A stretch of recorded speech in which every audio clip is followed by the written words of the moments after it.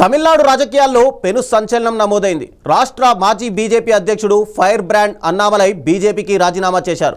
ఆయన రాజీనామాను పార్టీ జాతీయ నాయకత్వం కూడా ఆమోదించింది. దీంతో కొన్ని రోజులుగా కొనసాగుతున్న ఉత్కంఠకు తెరపడింది. బీజేపీతో తన 6 ఏళ్ల ప్రయాణానికి ముగింపు పలుకుతున్నట్టు అన్నామలై ప్రకటించారు. అయితే ఇది రాజకీయ వివరణ కాదని, ఒక కొత్త ఆరంభమని స్పష్టం చేశారు. అన్నామలై వెంటనే కొత్త రాజకీయ ప్రణాళికలను ఆవిష్కరించారు. కోయంబత్తూరు కేంద్రంగా PPJ Abdul Kalam centre for ethics and politics పేరుతో ఒక కొత్త రాజకీయ ఉద్యమాన్ని ప్రారంభించినట్టు తెలిపారు.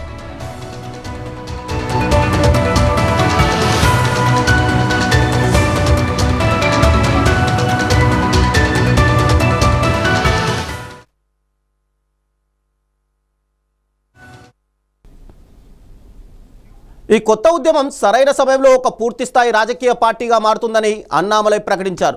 రానున్న సాధారణ ఎన్నికల్లో తమ పార్టీ ఖచ్చితంగా పోటీ చేస్తుందని ఆయన ధీమా వ్యక్తం చేశారు. గత 18 నెలలుగా పార్టీ అగ్రనాయకత్వంతో తనకున్న అభిప్రాయ భేదాలను వివరించానని, ముఖ్యంగా అన్నాడీఎంకేతో పొత్తుపై తన అసంతృప్తిని తెలిపానని ఆయన అన్నారు.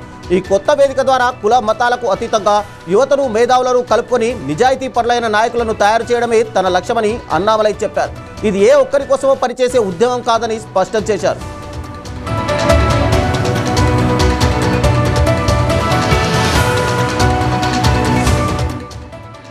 అన్నామలై ఒక కొత్త అడుగు వేసినట్టుగా తెలుస్తోంది. తమిళనాడు రాజకీయ సమీకరణాలను పూర్తిగా మార్చే అవకాశం కనిపిస్తుంది. ఇటీవల జరిగిన అసెంబ్లీ ఎన్నికల్లో నటుడు విజయ్ నేతృత్వంలోని తమిళగా వెట్రి కళగం పార్టీ ఘన విజయం సాధించి దశాబ్దాలుగా పాతుకుపోయిన డిఎంకే, అన్నా డిఎంకే పార్టీల ఆధిపత్యానికి గండి కొట్టింది. ఇప్పుడు ముఖ్యమంత్రిగా ఉన్న విజయ్ ప్రభుత్వానికి అన్నామలై రూపంలో మరో బలమైన ప్రతిపక్ష శక్తి ఎదురుకానుంది.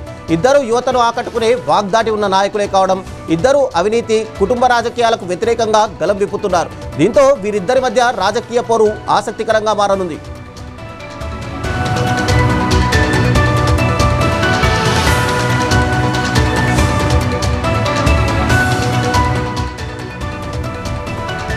అన్నామలై నిర్ణయం బీజేపీకి తమిళనాడులో పెద్ద ఎదురుదెబ్బ అనొచ్చు. ఆయన అధ్యక్షుడిగా ఉన్న సమయంలో పార్టీ ఓటు బ్యాంకు గణనీయంగా పెరిగింది.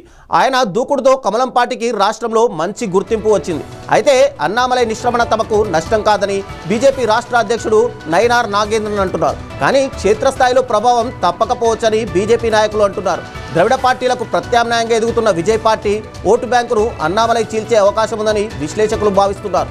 ఇది అంతిమంగా ఎవరికి లాభం చేకూరుస్తుందో చూడాలి. మరి అన్నామలై ప్రభావం కేవలం రాష్ట్రానికే పరిమితమవుతుందా, లేక జాతీయ రాజకీయాలపైన ఉంటుందా అనేది వెయిట్ చేసి చూడాల్సిందే.